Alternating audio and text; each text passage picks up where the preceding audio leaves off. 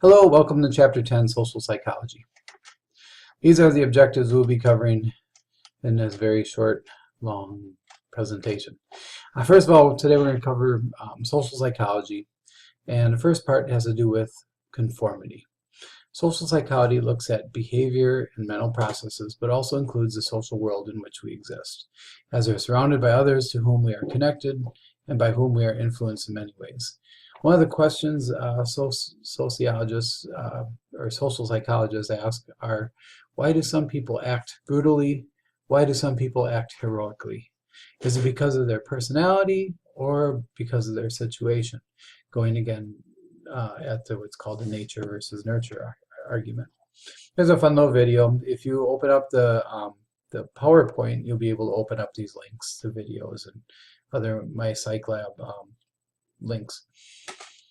Next is social influence. This is the process through which the real or implied presence of others can directly or indirectly influence our thoughts, feelings, or behaviors. Remember, no one is an island. Because humans are social creatures, we need to consider the impact of others on our own beliefs, our values, and our decisions, and assumptions in the way we think about other people in general. Solomon Asch, in 1951, in his classic study on conformity, looks at how strongly are we connected to changing our own behavior to match that of other people. And it was a very simple experiment. There was a room full of 5 Confederates. In other words, they were programmed to say a specific answer to a question. What the respondent or the participant in the famous study, what they would do is they would be shown this standard line, and they would say, okay, which line does that match, 1, 2, or 3? And it looks pretty obvious, right? But they were shown, and of course you would probably pick the one that would match. What happened is in this study, they had Confederate people that would answer the wrong answer. Let's say they would say 1, 1, 1. And when it got to the respondent, he felt pressure to say the same answer, even though he knew in his head that number 2 is the correct answer. So what if you were one of those 7 people and everyone who answered ahead of you chose line 3? How would that affect your answer? Would you feel pressured to give the answer 3, 2 to go along with the crowd? Or would you stand out and say, no, it's 2? So Ash found out that respondents chose the wrong answer as the Confederates, 37% of the trials. So over 1/3 of the time, the people gave the wrong answer to fit in with the group instead of giving the right answer. Do you think the results would be the same with today's population? He also found that conformity decreased by 2/3 when one Confederate also shared the same correct answer as himself. Also, the conformity effect disappears when the respondent writes the answer on paper and doesn't have to share the answer with the rest of the group. But you might want to ask yourself, what would you do if you're in that situation? And you also might want to ask yourself, boy, that really shows in how powerful peer pressure is. Think about a teenager when they're encouraged to do something that's unhealthy, that they know in their mind is wrong, but they still do it anyways because they want to fit in. So the power of the group is very powerful. Groupthink occurs when people place more importance on maintaining group cohesiveness than assessing the facts of the problem at hand. Irving Janis in 1972 basically says this is where we have disastrous consequences, when people are all kind of forced to think in the same box. Example of some of this groupthink leading to disaster is the Titanic. Because they thought the boat was unsinkable, they did not provide enough lifeboats. Disastrous consequences. Invasion of Iraq, we were sure that there were weapons of mass destruction. There was no one in the group that was thinking outside the box saying, well, what about the evidence? Do we really have evidence? The Challenger disaster. They knew that the O-ring worked fine in certain temperatures, but that certain day when they launched, um, people knew that that O-ring most likely would fail, but the group in charge of the decision making ignored the warnings from saying that the O-ring will not could fail at the colder temperatures. Disastrous consequences from people not from groupthink. So if everyone in your table in your boardroom is thinking like you could also be a victim of groupthink. How do you minimize groupthink? Make sure you have diversity in your group. Have people in your group who are not afraid to call you on your stuff. They're not afraid to challenge you. To seek an opinion of, also seek opinion of those outside the group. Also, having secret ballots versus show of hands is more likely to have a diversity of opinions. This is kind of interesting. You've probably heard of the saying "devil's advocate." I guess no one really was good at challenging the Pope, so they actually hired someone to be the devil's advocate to challenge the Pope on his thinking and his ideas. I guess in the early kings, they also had what's called what's that called? The guy that made a lot of jokes. Oh my gosh, it was the jester, the court jester. Basically, was a very intelligent person, but would pose challenges to the king, but in a joking fashion, but would help the king get outside of his own group thing. Isn't that interesting? It's already built in. These are some characteristics of groupthink. One is invulnerability. That would be like the Titanic, where members feel they cannot fail. Rationalization, where members explain away warning signs and help each other rationalize their decision. That would be like the space shuttle. They ignored the warning signs. Lack of introspection is where they don't examine the ethical implications of their decisions. And they believe they cannot make immoral choices. Stereotyping, so where members stereotype their members as weak, stupid, or unreasonable, and then later be overwhelmed. Pressure, members pressure each other not to question a prevailing opinion. That would be the example of everyone following the CEO or the leader or the politician and not questioning their actions. Lack of disagreement, where members do not express opinions that differ from the group consensus. So again, it's important to have diversity of opinions, diversity of viewpoints to help us think outside the box. Self-deception, insularity, and those are some more examples. Next, compliance. Compliance is changing one's behavior as a result of others directing or asking for the change. Consumer psychology is devoted to figuring out how to get people to buy things that someone is selling. It's a branch that studies the habits of consumers in the marketplace, including compliance. There's a nice little Psych Lab video on consumer psychology. 3 ways of gaining compliance. One is called the foot in the door technique. First, you ask for a small commitment, and after gaining compliance, ask for a bigger commitment. Actually, you probably notice this if you do telemarketers. They try to get you to say yes a few times, and then to little things, and then they get you to say yes to bigger things. Same thing for, once they get the foot in the door, they're more likely to get you to buy the bigger thing. The door in the face technique is asking for a large commitment, and then after being refused, asking for a smaller commitment. For instance, I asked a neighbor, can you come over and house sit my dog for the week while we're gone?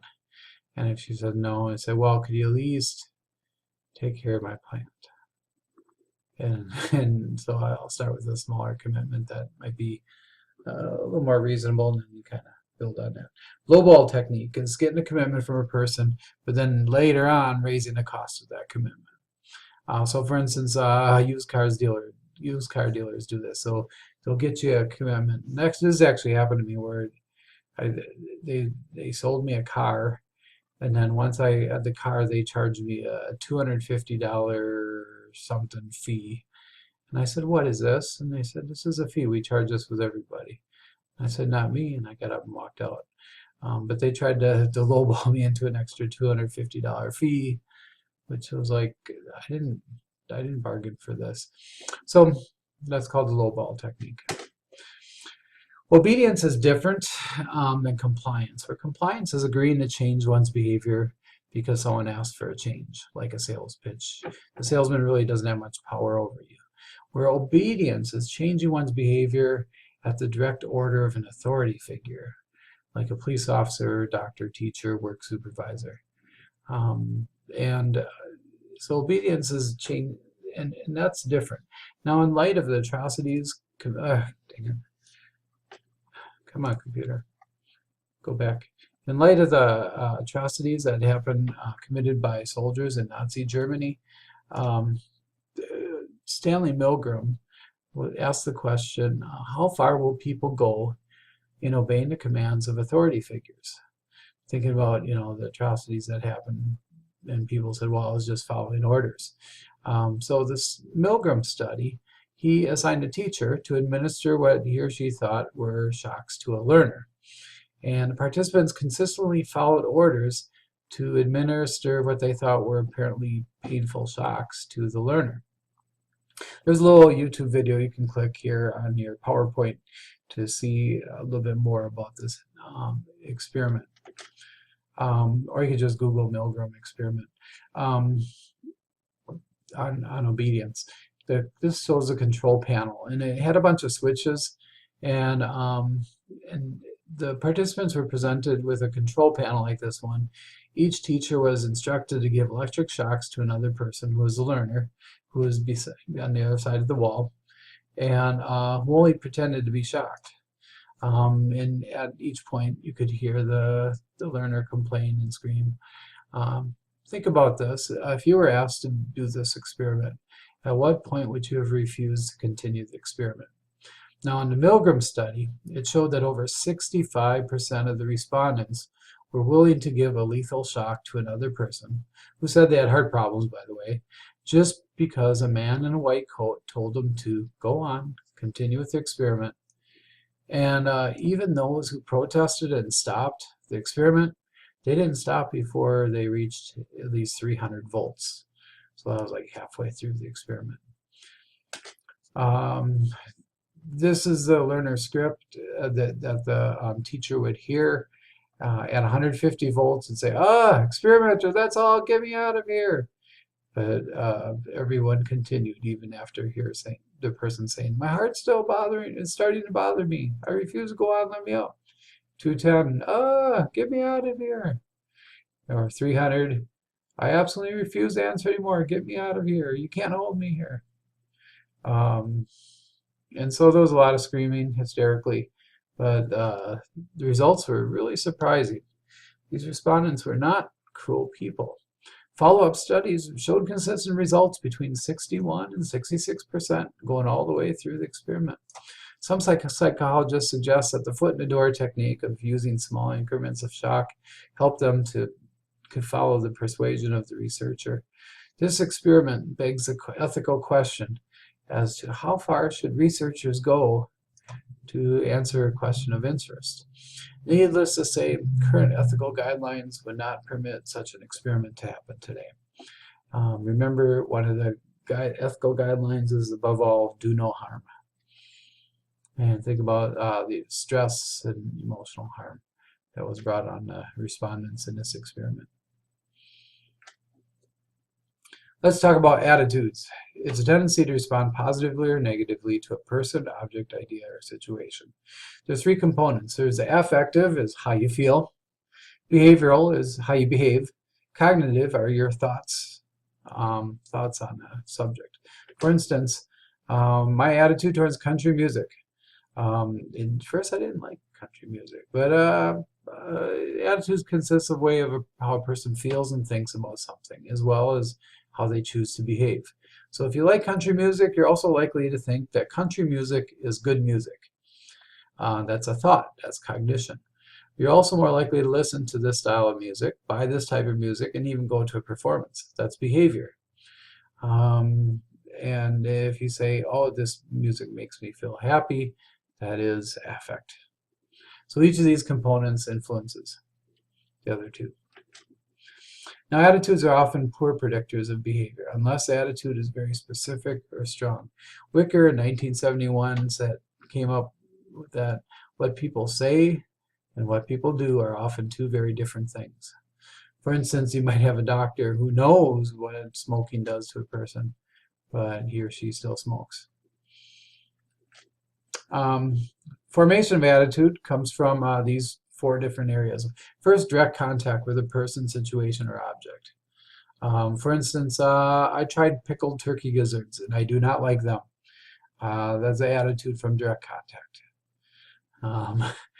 Next is direct instruction from parents or significant others. When I worked on the farm, the farmer told me that when I go to college, it's going to turn people towards atheism, like the God is for Real movie presupposes. It didn't turn me to atheism, but that was a direct instruction from others. Interacting with other people who hold certain attitudes. There's a saying, you are who you hang out with. And in high school, my attitudes were formed by my peers and the people I hung out with. Also, they were strongly formed by my family. Vicarious conditioning. This is watching the actions and reactions of other people, ideas, and situations. So what you see on TV, on social media, observing other people's actions, make a big difference. There's a story when I was about 5 or 6 years old. There was some gentleman who came to our farm for hunting, and we had a racist neighbor, and he shot out their tire. And I remember these gentlemen coming to our door. My dad was at work, and my mom helped them to get to town and have their tire fixed. And I remember being from the country, I had never met anyone different than myself. And I remember just looking over the seat, it was before those seatbelts laws, and staring at them. And I remember them being very kind towards my mom and towards me, even though someone was being very racist and mean towards them. Persuasion. That's a process by which one person tries to change a belief, opinion, position, or course of action of another person through argument, pleading, or explanation. Now, the source of the message, that's who's delivering the message. What depends here, if the person's an expert or seen as trustworthy or attractive, it'll carry more weight. The message itself, of course, is very important. It's usually effective to present both sides of the story. That'll help us believe the message more. Next. The target audience. Characteristics of the audience, usually younger age people are more susceptible to persuasion. Sorry, younger folk out there. Next is the medium. For instance, during the most recent political campaign, sometimes it used to be newspaper, it used to be very significant, and TV. The last few campaigns, social media were key elements in persuasion. Next is the elaboration likelihood model. People with either elaborate or who will either elaborate on the persuasive message or fail to elaborate on it. The future actions of those who do elaborate are more predictable than the actions of those who do not. For instance, there's two different ways people look at information. One is called the central route processing, and this involves tending to the content of the message. So let's say I'm in court and I listen to the testimonies of certain people. Central route processing is focusing on the words that they say. Peripheral route processing involves attending to the factors not involved in a message, such as the expertise of the source of the message, the length of the message, other non-content factors. So, for instance, I'd be in a court, and I might focus on the expertise of the speaker, saying, oh, I don't think this person is not a good source. Or I might look at their nonverbal, saying, you know what, they're they're blinking their eyes a lot or smirking funny, so I don't believe what they're saying. So, cognitive dissonance. This is discomfort or distress that occurs when a person's behavior does not correspond to the person's impression. So let's say I'm believing one thing, but my behavior doesn't match up.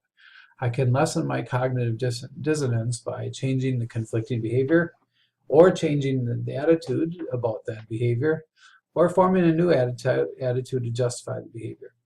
And here's a little video on cognitive dissonance you can read. But remember, it's any mismatch between what we do and what we think we are. It induces tension. And we tend to want to resolve that tension. Next, after completing a boring task, some participants were paid $1. Some were paid $20 to convince others waiting to do the same task that the task was interesting and fun. Surprisingly, the participants who were paid only $1 seemed to change their own attitude toward the task, rating it as interesting, whereas those who were paid $20 rated the task no differently than the control group did. This is from Festinger and Carl Smith, 1959. Next is impression formation. This is the development of the first knowledge of a person has about another person. There's the primacy effect, is the very first impression one has about a person tends to persist, even in the face of evidence to the contrary. So for those of you going on a job interview or going on a first date, first impressions do count. Next is social categorization. This is the assignment of a person one has just met to a category based on characteristics that the new person has in common with other people. This is where we form what's called stereotypes. We tend to file information, categorize people in certain categories. That's the way we organize our information. However, it often leads to stereotypes, which is characteristics that believe that's shared by all members of a particular social category. For instance, I was bit by a German Shepherd. So now I stereotype all German Shepherd dogs that they're evil breed of dog and need to be feared and avoided at all costs. That's my stereotype because of that one experience. Now I'm sure a lot of other German Shepherd dogs are nice dogs, but I am having a hard time dealing with breaking that stereotype. There's what's called implicit personality theory. This is where we form assumptions. Our brain has a way of categorizing things, and we form assumptions on how different types of people, personality traits, and actions are related to each other. If you click this link down here on your PowerPoint, you can experience for yourself an implicit association test, which measures the degree of association between concepts. Then we form what's called schemas, or mental patterns, that represent what a person believes about certain types of people. So schemas can often become stereotypes. So my experience with one or two people of a certain race or culture, I start to generalize, create a schema, which becomes a stereotype. Attributions are the process of explaining one's own behavior and the behavior of others. Attribution theory is the theory of how people make attribution. Fritz Heider in 1958 says there's basically two explanations to our attribution theory. It's internal and external causes. External causes are situational causes.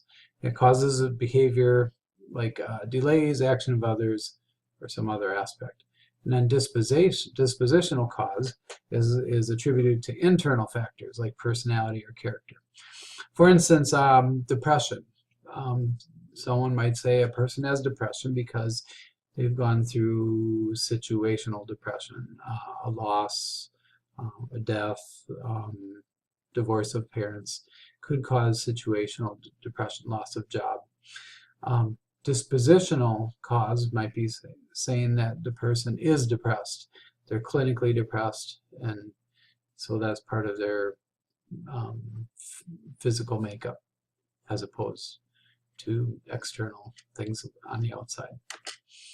Fundamental attribution error is where we have a tendency to overestimate the influence of the internal. in determining behavior while underestimating situational factors. For instance, if you watch the little video on the Milgram experiment, you're going to tend to be a little judgmental of these teachers, saying, oh my God, they pushed the switch on all these people. The Milgram teachers were often judged as evil, instead of considering what would the situation have been like if you were in it. So also often age and culture determines this as well. As humans, we tend to create prejudice. This is part of our brain, how we like to compartmentalize and categorize, and we usually have attitudes about members of a particular social group, and it's based on generalizations and stereotypes. Now, the thought prejudicial is a prejudging, or it's an attitude, where discrimination is a behavior. That's treating someone differently because of your prejudice towards the group they belong to. Forms of prejudice include, and it's not just racism. Notice it's ageism. The in-group are those who are 18 to 65. The out-group are those older or younger than that range. Sexism. We tend to favor males, especially if you look at pay, equality of pay. Ableism. The in-group would be the people who have no disabilities. The out-group would be people with disabilities. Faithism. The in-group in the United States is the majority, which is Christianity.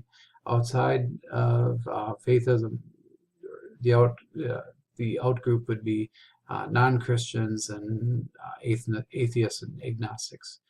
Heterosexism. The majority of our population is heterosexual. So it's an assumption that everyone is heterosexual. So the out group would be homosexual people. Another form of prejudice is racism. The in group is the majority, but it's soon to be no longer the majority if you look at population trends. But the white group would be the in group, the out group would be the minority races. Appearancism, that's basically people who are not too fat, too skinny, too tall, too short, too endowed, not endowed enough, basically appearance. Classism, I think everyone claims to be middle class, even political candidates who are making millions of dollars. They'll say, I'm working class. But the in-group would be middle class and up, and the out-group would be the poverty class. Citizenshipism. In the United States, if you have documentation, you're definitely the in-group. If you don't have documentation, life is a lot harder. The ability to get a license, ability to own property, and all that stuff, it gets a lot more complicated. Scapegoating is a tendency to direct prejudice and discrimination at out-group members who have little social power or influence. So if there's a group that gets picked on, it's usually the group that doesn't have much power. Realistic or social cognitive theory. Theorists of this school view prejudice as an attitude acquired through direct instruction, modeling, and other social influences. In other words, a person is prejudicial because we experience it from other people. Usually if your parents' prejudicial attitudes are passed on to their children, and so forth, and peer group as well. Realistic conflict theory posits that conflict between groups increases prejudice and discrimination. So if there's like if there's a shortage of jobs and there's a strike, they usually blame the group that has little power. And history has tended to blame the person who's on the out group. Okay. Social identity theory states that the formation of a person's identity with a particular group is explained by social categorization. That's when you see somebody and you notice, oh, they're black, they're white, they're a student, they're a teacher. But our brain automatically categorizes that. Social identity is a self-concept that includes one's view of self as a member of different social categories. And social comparison is where we compare ourselves to other people in ways that raise our self-esteem, saying, I'm better than that person who belongs to that group. Next is stereotype vulnerability. It's the fact that people's awareness of the stereotypes associated with their social group has on their behavior. Self-fulfilling prophecy is a tendency of expectations that affect one's behavior in such a way as to make their expectation more likely to occur. For instance, there's been some research in schools that kids are usually assigned to different levels of reading groups early on. And the kids figure it out that they're in the smart reading group or the dumb reading group. And self-fulfilling prophecy is a student tends to fulfill the expectations of being in the dumb reading group. And the kids in the higher level group tend to fulfill those expectations. So there's a stigma attached. Equal status contact, that's where there's contact between groups in which groups have equal status, with neither group having power over another. Here's an example. The jigsaw classroom, this is a cooperative learning activity in which each individual is given only one part of the information needed to solve the problem. So, in other words, students have an equal part in solving the problem, and they learn to work together to solve the solution. Now, social factors increase levels of stress are poverty, workplace stress, entering a culture that's different than your own. Think about, I know a big issue right now is refugees. Can you imagine what it'd be like to travel to, because your country's at war, you're escaping violence in your country, to see what it's like to move to a country where English is no longer your primary language and everything's done differently. That's called acculturative stress. And that results from the need to change and adapt to the majority culture. Now, there's 4 methods of acculturation. I'm going to start with one is integration, and that's trying to fit in, maintain a sense of your original culture while forming positive relationships with the majority culture. That's called integration. Assimilation is you're giving up your original cultural identity and adopting the majority culture. For instance, World War II, most of my Wisconsin community, farming community, they still had newspapers printed in German, and the German language was still spoken pretty proficiently in the bars and the taverns and stuff like that. After World War II, the identification with Germany, World War I and II, the identification with Germany got downplayed. The German newspapers, German speaking, that just kind of died down in our community. So people assimilated instead of, holding on to those pieces of their original culture. Separation is rejecting the majority culture's ways and just going your way. That might be including refusing to learn the language of the country you moved into. Marginalization is maintaining no ties with one's original and majority cultures. Social support system is very important to have a network of family, friends, neighbors, co-workers who can offer support in times of stress. Different cultures perceive stress differently. Coping strategies also vary from culture to culture. Religious beliefs have been found to help people cope with stressful events. I really enjoy a movie called Ruby Pain, where a Harvard psychologist is offering help for this little girl who, at 6 years old, she is the only African-American girl who is integrating a white school, and every day she'd face this evil crowd of hundreds of people who are spitting on her and calling her names. And Harvard psychologist said, there's nothing I can do to help her. She already has the tools she needs to be successful. She has a family with a spirituality that helps her understand what happens. And one day Ruby Payne forgot to say her prayers, and she turned around and faced the crowd that was opposing her integrating the school. And she said, "Father, forgive them. They don't know what they are doing." And that was her, identification with spirituality to help her deal with the angry crowds that were yelling and screaming at her every day. Interpersonal attraction. Having a liking or having a desire for a relationship with another person.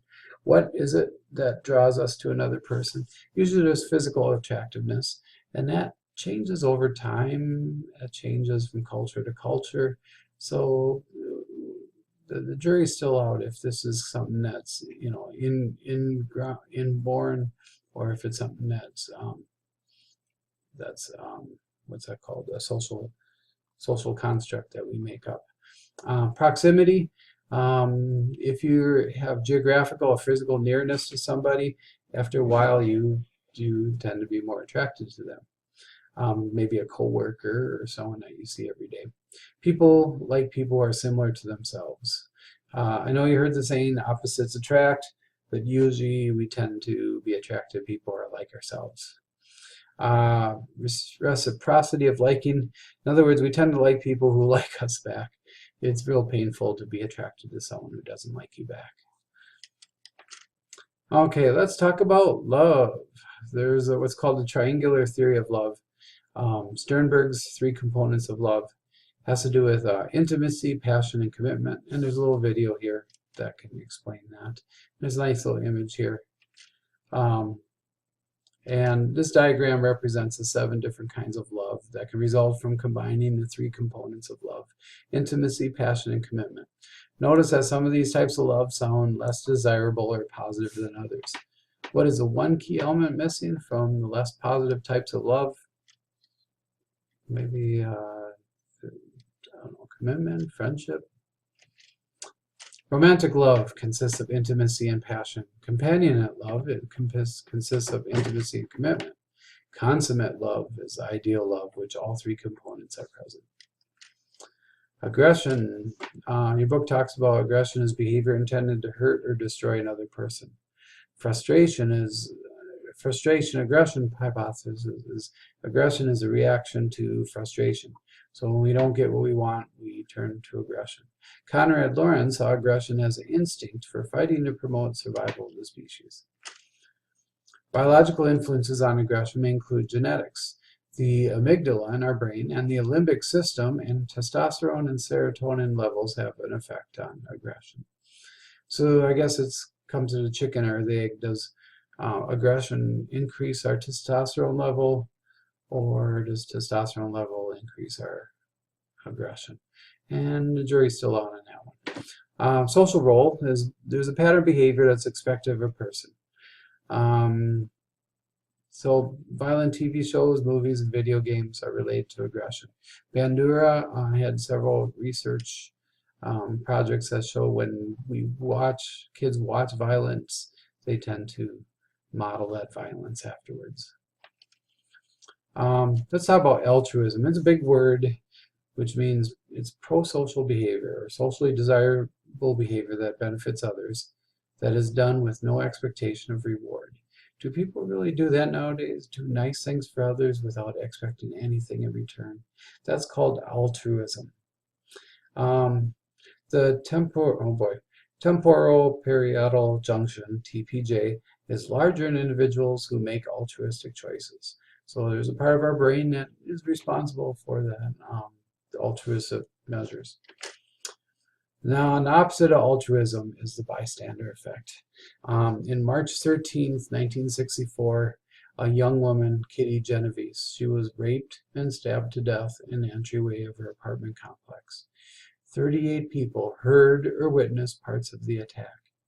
It was reported in the New York Times that not one of these people called the police. Now, not necessarily true. There were some people that intervened.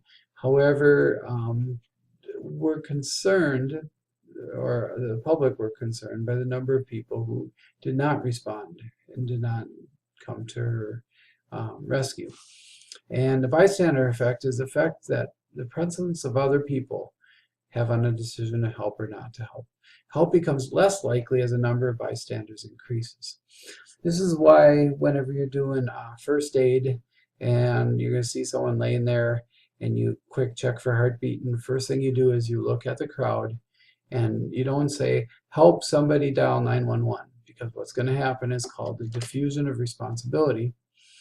And well, let me go back with this. I'll go back to this later. But percentage of people reporting smoke, if they're alone, people are more likely to report. In a classic experiment, participants were filling out surveys as the room began to fill with smoke. As you can see in the accompanying graph, the time taken to report smoke and the percentage of people reporting smoke both depended on how many people were in the room at the time the smoke was observed. So if a person was alone, he or she was more likely to report the smoke and report it more quickly than if there was more people in the room. And that's from Latane and Darley. This is called the diffusion of responsibility effect. And it's where a person fails to take responsibility for the action or inaction because of the presence of other people. So back to the first aid situations.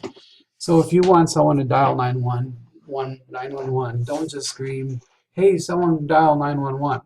Because the larger the crowd, the more likely people are going to say, well, I'm sure somebody's going to do it. Instead, you point to somebody and say, you with the red shirt watching this video, dial 911 and say, this is a medical emergency. Don't really, I'm just saying that. I know I'm authority and you want to be obedient, but don't really dial 911. That was just an example. Okay, but that's what you do when there's a first aid situation. Another thing is, if you ever send an email to 50 people saying, can somebody help me with this project? Well, guess what?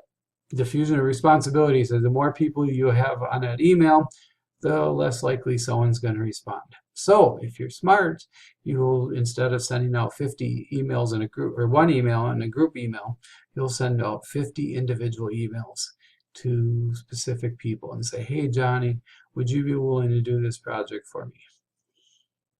Instead of sending out to 50. So see, you learned something handy that'll work well for work.